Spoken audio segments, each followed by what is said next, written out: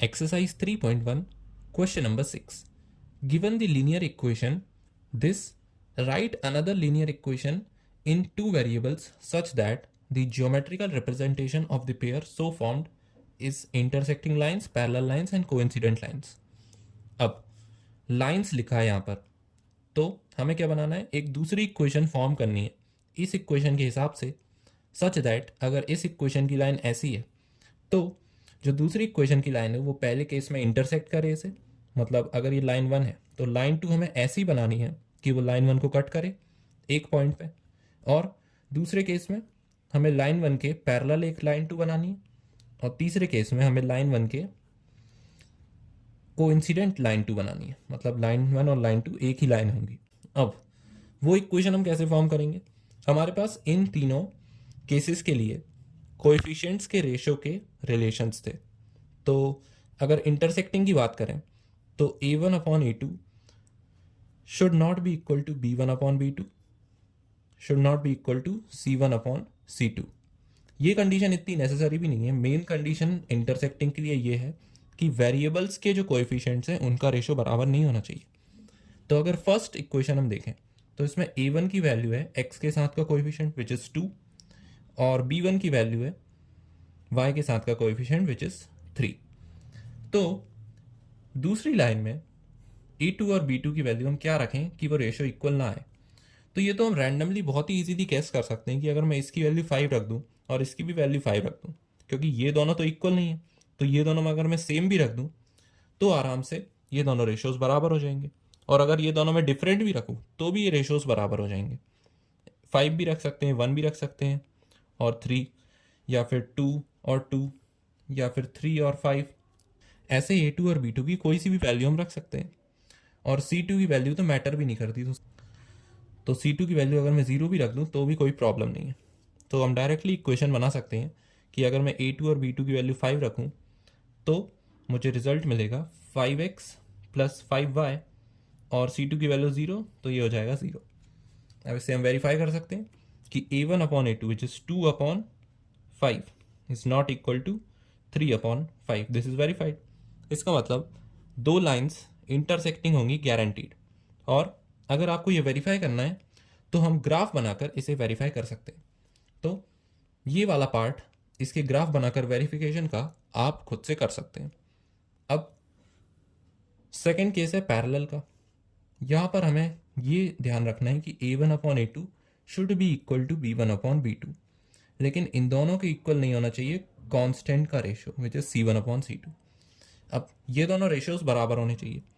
तो जो a1 और a2 है, a1 is 2 and b1 is 3, तो a2 और b2 की वैल्यू इस तरीके से होनी चाहिए कि ये रेशियोज बराबर हो जाए। अब अगर मैं यहाँ सेम वैल्यू रख दूंगा तो रेशियोज बराबर नहीं होंगे, तो मैं डायरेक्टली पहले इसमें पुट करता हूँ a1 की वैल्यू, तो 2 upon a2 should be equal to 3 upon b2। इसका मतलब a2 upon b2 should be equal to 2 upon 3, क्योंकि a2 में यहाँ ले गया, 3 इधर आ गया। तो अब a2 अपॉन b2 2 अपॉन 3 है, तो 2 अपॉन 3 के कोई से भी मल्टीपल्स अगर मैं a2 और b2 में रखूँ, तो अगर k की वैल्यू 1 है तो 2 अपॉन 3 आ जाएगा डायरेक्ट a2 और b2 में। अगर k की वैल्यू 2 है तो ऊपर नीचे 2 से मल्टीप्लाई अगर करें तो 4 और 6 आ जाएगा। अगर k की वैल्यू 3 है तो 3 2s are 6 and 3 3s are 9। इसका मतलब हम इन मल्टीपल्स में a2 और b2 की वैल्यू रख सकते हैं, तब जाकर ये रेशियोज बराबर होंगे। तो हम पहला ही मल्टीपल ले लेते हैं 2 और 3। अब c1 और c2 का रेशियो बराबर नहीं होना चाहिए। हमारे पास c1 है -8, तो c2 का हम सिंपली ले लेते हैं 13। 8 और 13 का कोई रिलेशन नहीं है, तो ये इजीली इक्वल नहीं आएगा इन दोनों के रेशो के। तो अगर मैं ये पहली 3 टर्म्स लूँ तो a1 upon a2 which is 2 upon 2 is equals to 3 upon 3, ये बराबर है क्योंकि 1 इज इक्वल्स टू 1, और ये बराबर नहीं है -8 अपॉन 13 के। तो हमारी इक्वेशन क्या बन सकती है, 2x plus 3y plus 13 equals to 0। और ये इक्वेशन हमारी फर्स्ट इक्वेशन वाली लाइन के पैरेलल होगी। सो L1 एंड L2 ये दो पैरेलल लाइंस होंगी। अब थर्ड में कोइंसिडेंट लाइन के केस में हमारे पास तीनों रेशोज इक्वल होने चाहिए, A1 A2, B1 B2 and C1 C2। तो इस क्वेश्चन से हमें ये पता चला कि 2 के मल्टीपल्स में अगर हम रेशो रखें और उसी मल्टीपल मतलब 2 2 अगर 4 है तो 3 को भी हमें 2 से ही मल्टीप्लाई करना होगा। मतलब अगर हमने 2 को 3 से मल्टीप्लाई किया है तो 3 को भी 3 से मल्टीप्लाई करेंगे, तब जाकर ये रेशो बराबर आएगा।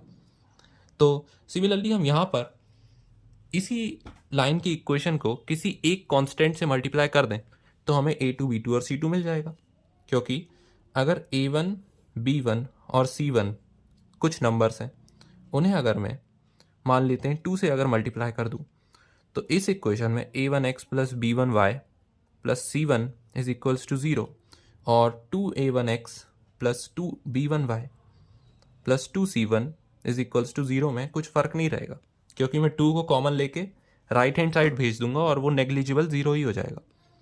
हम डायरेक्टली A2 B2 और C2 को किसी भी एक कांस्टेंट से मल्टीप्लाई कर देते हैं। तो अगर A1 B1 C1 है हमारे पास 2 3 एंड -8, तो अपॉन में मान लेते हैं कोई भी एक कांस्टेंट है 3, तो 2 3 आर 6, 3 3 आर 9 एंड 8 3 आर -24, क्योंकि ऊपर माइनस भी है। तो हमें डायरेक्टली दूसरी लाइन के कोएफिशिएंट्स मिल जाएंगे। इसका मतलब दूसरी लाइन हमारे पास आ जाएगी 6x plus 9y minus 24 is equals to 0, और ये डेफिनेटली इस लाइन के कोइंसिडेंट होगी, क्योंकि ये एक्चुअली है यही लाइन, बस ये स्केल्ड अप है इसके कोएफिशिएंट्स। तो थर्ड पार्ट के लिए हमारे पास एक पॉसिबिलिटी आई ये। अब ये ध्यान रखने वाली बात है कि इन तीनों पार्ट्स के इनफाइनाइट आंसर्स हो सकते हैं।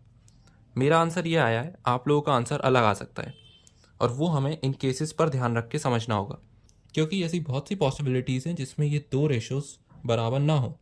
इसका मतलब बहुत से आंसर्स होंगे। ऐसी बहुत सी पॉसिबिलिटी हैं जिसमें ये दो बराबर हों और इसके बराबर ना हो, तो भी बहुत से आंसर होंगे, और इसमें तो वैसे भी इनफाइनाइट आंसर होंगे ही। तो थर्ड पार्ट के लिए हमारे पास लाइन 1 और लाइन 2 कोइंसिडेंट आ गई, और लाइन 2 की इक्वेशन है ये। सेकेंड के लिए लाइन 2 ये है, और फर्स्ट के लिए लाइन 2 ये है। So these 3 are the answers of the given questions.